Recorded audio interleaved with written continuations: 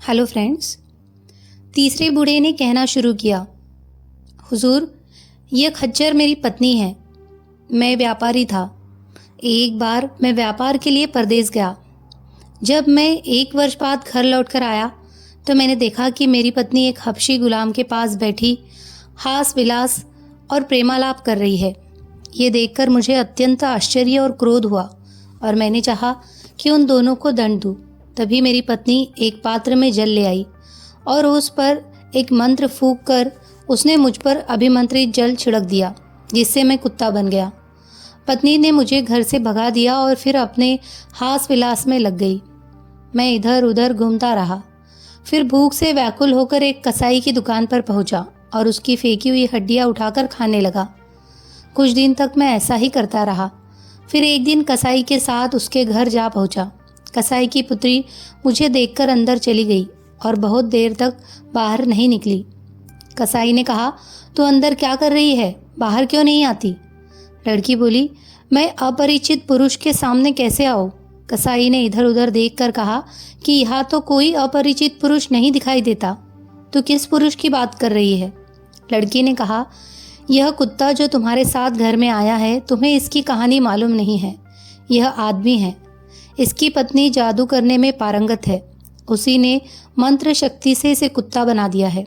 अगर तुम्हें इस बात पर विश्वास न हो, मैं तुरंत ही इसे मनुष्य बनाकर दिखा सकती हूँ। कसाई बोला, भगवान के लिए सो ही कर। तू इसे मनुष्य बना दे ताकि यह लोक परलोक दोनों का धर्म संचित करे।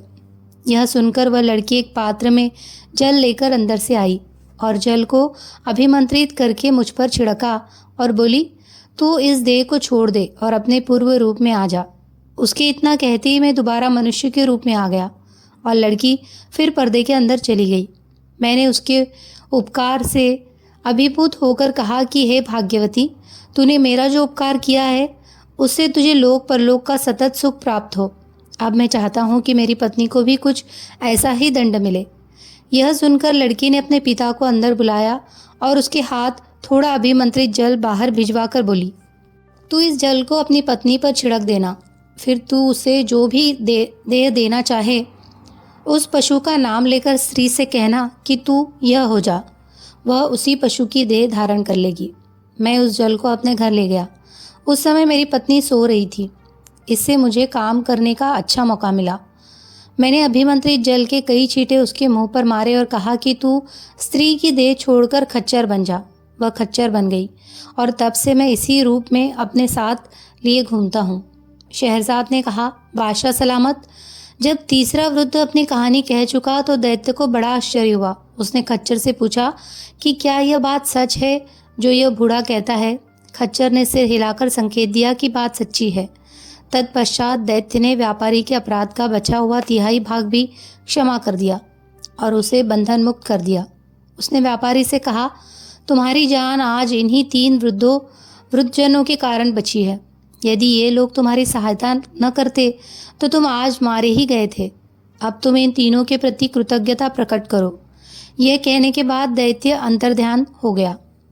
व्यापारी उन तीनों के चरणों में गिर पड़ा। वे लोग उसे आशीर्वाद देकर अपनी अपनी राह चले गए और व्यापारी भी घर लौट गया और हंसी खुशी अपने प्रियजनों के साथ रहकर उसने पूरी आयु भोगी। शहरजाद ने इतना कहने के बाद कहा, मैंने जो यह कहानी कही है इससे भी अच्छी एक कहानी जानती हूँ जो एक मछुआरे की है। बादशाह ने इस पर कुछ नहीं कहा, लेकिन दुनियाजाद बोली, बहन, अभी तो कुछ रात बाकी है, तो मछुआरे की कहानी भी शुरू कर दो। मुझे आशा है कि बादशाह सलामत उस कहानी को सुनकर भी प्रसन्न होंगे। शहरयार ने वह कहानी सुनने की स्वीकृति भी दे दी।